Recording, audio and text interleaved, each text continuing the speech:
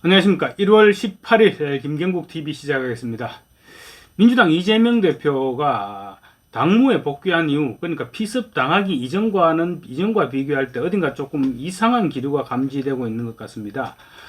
피습을 당함으로 인해서 정신적으로 좀 강박관념이 생겼는지 기자들을 자꾸만 피하려 합니다. 그리고 자기중심적으로만 생각하려는 사고, 원래부터 그런 부분도 있었지만, 더 심해지고 있는 것이 아니냐, 이런 지적이 일고 있습니다. 복귀 일성이 느닷없이 칼로 죽이려 한다, 뭐, 이런 말을 했었죠. 사실, 제1야당 대표 정도 되는 사람이 해서 될 말과 해서 안 될 말이 있습니다. 그런데 해서 안 될 말을 구별하지 못했던 것이 아니냐, 이런 지적이 일고 있습니다. 마치 정권이 자기를 죽이려 한다는 그런 뉘앙스였죠. 뭐 법을 덜먹이고 하는 거 보면 법으로 죽이려 하고 펜으로 죽이려 하다가 안 되니까 칼로 죽이려 했다. 이게 도대체 무슨 말입니까? 자기가 법을 어겼으니까 법을 통해 우리나라 법치국가죠. 법을 통해서 심판 아래에 있는 것인데 그것을 자기를 죽이려 했다는 식으로 몰아붙이는 것을 보면 뭔가 좀 정상적인 사람들의 사고방식과 다르지 않느냐 이런 생각을 할 수밖에 없죠. 그리고 또 이 대표의 발언 곳곳에 암살 배후에 암살을 시도한 배후에 뭐 여권 최소한 뭐 보수 정치권이 있다 이런 뉘앙스를 군데군데서 풍기고 있죠. 제1야당의 대표 정도 되는 사람이 국론을 극단적으로 분열시킬 수 있는 그런 발언을 저렇게 태연하게 그것도 공개석상에서 한다? 이해가 되지 않는 얘기들이죠. 그리고 또 있습니다. 어제 최고위원회에서 이런 얘기를 했습니다. 통합과 단합을 위해서 최선을 다했지만 참으로 안타깝다 이렇게 얘기했는데요. 좀 듣는 사람을 좀 특히나 당사자들 입장에서는 굉장히 뜨악했을 것 같은데 누구를 상대로 어떤 노력을 했다는지 지금 그 주체가 없습니다. 그리고 실체도 없습니다. 원칙과 상식 소속으로 지금 탈당했죠. 탈당했던 이원욱 의원 어제 이런 얘기를 했습니다.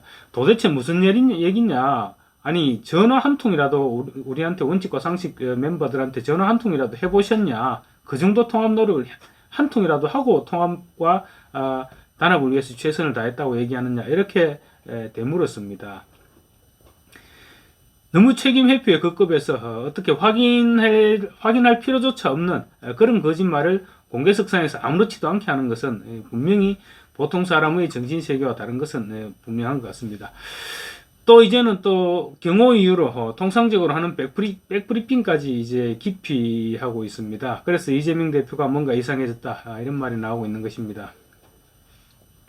어제 15일 만에 당무에 복귀한 이재명 대표 최고회의 뒤에 통상적으로 해오던 기자들과의 문답을 중단했습니다. 기자들은 대표가 나오면 이제 질문을 할 것이라고 질서 유지를 위해서 대표 질문을 할 기자 2명을 미리 정해놓고 지금 기다리고 있었다고 합니다. 기다리고 있는데 대표 정무기획실장이 갑자기 들어오더니만 경호를 강화해야 된다 이러면서 오늘부터 문답을 하지 않겠다 그렇게 얘기했다고 합니다. 권혁기 실장은 이재명 대표 경호가 강화돼서 오늘부터 백브리핑 그러니까 공식 행사 이후에 기자들과 질의응답을 하는 것입니다. 백브리핑은 안 되고 총선 때까지도 하지 않겠다 이렇게 말했다고 합니다. 그러면서 기자들이 예전처럼 가까이 접근하기도 어려울 것이다 이렇게도 덧붙였다고 합니다. 그러니까 기자들 입장에서는 아니 무슨 우리가 뭐 잠재적 범죄자들이냐? 우리 다 신원이 국회 출입 기자증을 받을 때는 다 신원 확인을 하고 말해 충분히 회사에서도 신원 보증을 다 한 사람들인데 어떻게 우리를 그런 식으로 취급하려 하느냐? 이렇게 반발하는 것이 당연하겠죠. 그래서 기자들은 피습을 빌미로 취재를 제한하려 하는 것이냐 이런 반발이 당연히 터져나왔고요. 사실 어제 같은 경우는 이재명 대표가 피습 후 첫 당무 복귀였죠. 그래서 기자들이 이것저것 궁금한 것도 많았습니다. 이재명 대표의 건강 상태도 물론 궁금했을 것이고요. 그리고 어제 최고위원 발언을 통해서 또 뭐 칼로 죽이려 한다고도 얘기했지, 뭐 또 통합과 단합을 위해서 최선의 노력을 기울였다 이런 얘기도 했지. 그런 부분에 대해서 기자들이 물어볼 것이 많았습니다. 그리고 또 기자들 입장에서는 이 대표가 지금 이 분열 일부지키는 민주당의 당내 상황을 어떻게 생각하는지 그런 부분도 궁금했을 것이고, 또 이 대표 본인의 사법 리스크를 비롯해서 또 비명계 의원들 탈당, 뭐 친명 인사의 비명계 의원 지역구 출마, 친명 위주 공천설, 이 대표가 부재 중이었던 보름 동안 엄청난 어마무상한 일들이 생겼죠. 그래서 그런 부분에 대해서 기자들이 궁금증을 가지는 것은 당연한 것입니다. 그래서 사실 이 대표나 민주당 뭐 기자들이 그렇게 이런 부분에 대해서 궁금해할 것이다, 모를 리가 없죠. 분명히 알고 있을 텐데도 기자 접촉을 차단했는 것은 결국은 해명하기가 궁색해졌기 때문이 아니겠느냐, 이런 분석이 가능하죠. 그래서 뭐 사실상 취재를 거부한 것이다, 이렇게 봐도 될 것 같은데요. 불편한 질문을 피하기 위해서 기자들이 질문 안 받는 거는, 기자들 질문을 안 받겠다는 거는 그런 거죠. 불편한 질문을 피하겠다, 그런 내용입니다. 그런 기자들의 불평에도 이제 일단 민주당과 이재명 대표 아직 현재까지는 아랑곳하지 않는 것 같고요. 그러다 보니 이제 민주당 출입 기자들 단체 대화방에 한 기자가 이런 얘기를 했다고 합니다. 이번 사태를 명분으로 당이 이런저런 이유를 들어서 기자들 취재 제한을 두는 방향으로 가려는 것이 아닌가, 이런 우려가 있다고 지적했습니다. 또 다른 기자는 이 대표 피습을 계기로 기자들까지 잠재적 범죄자로 상정하고 이런 조치를 하는 게 아니냐는 생각이 든다, 이렇게 불편한 심정을 토로했습니다. 기자들이 항의했지만 민주당 측은 한술 더 떠서 앞으로 걸어가면서, 보통 기자들이 왜 정치인들 따라가면서 마이크 들이대고 그렇게 많이 하지 않습니까? 그런데 어제 이렇게 얘기했답니다. 걸어가면서 받는 질문 형식도 앞으로 하지 않겠다, 이렇게 얘기했다고 합니다. 뭐 이재명 대표 기존에도 사실은 막 걸어갈 때 기자들이 질문을 하면 아예 답을 하지 않고 지나가 버리든가, 아니면 동문서답으로 많이 했죠. 뭐 A를 묻는데 C를 대답하고 이런 식으로 많이 했었습니다. 그런데 이제는 그런 질문조차도 받을 기회를 주지 않겠다, 이런 뜻으로 듣기는데, 뭐 기자들이 그렇다고 쉽게 물러서지는 않겠죠.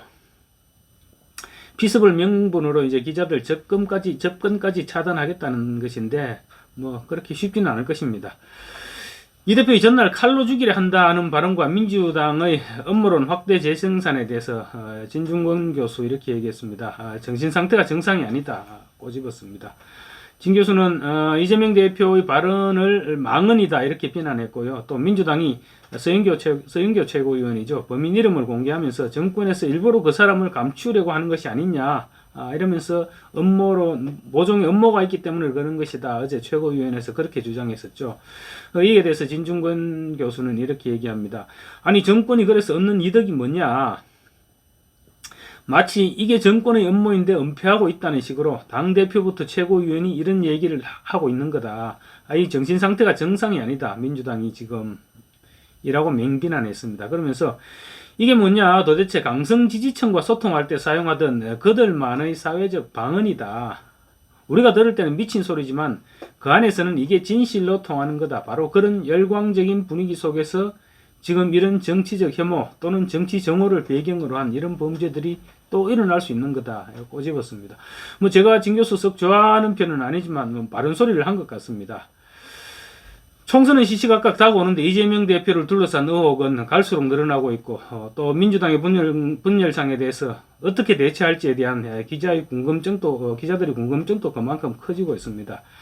그러니 이제 민주당과 이재명 대표는 기자들을 만나기 싫고, 마침 또 피습이라는 사건이 생겼으니까 핑계거리도 생겼고, 이참에 잘 됐다, 이런 생각을 하는 것인지도 모르겠지만, 글쎄 뭐 기자들이 그렇게 쉽사리 이재명 대표의 민주당의 취재 접근 방해 공작을 기자들이 그렇게 쉽게 참아주지는 않을 것 같습니다. 감사합니다.